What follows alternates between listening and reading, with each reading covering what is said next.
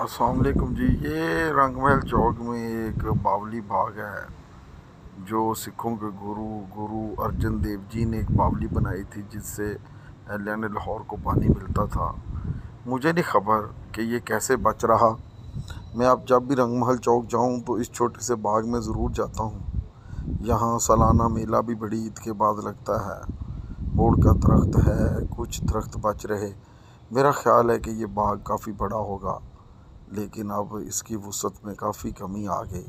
लेकिन एक छोटा सा रास्ता सोआ बाज़ार की साइड से जाता है अंदर, और इंसान वरता हैरत में गुम हो जाता है कि किस कदर शानदार शहर बेमिसाल था।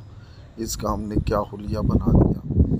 इस जगह जाके माजी के झरोखों में झांकने को जी चाहता है। और हर दफ़ा मैं जब भी अब रंगमहल चौक जाता हूँ तो 2-4-10 मिनट इस बाग में ज़रूर गुजारता हूँ।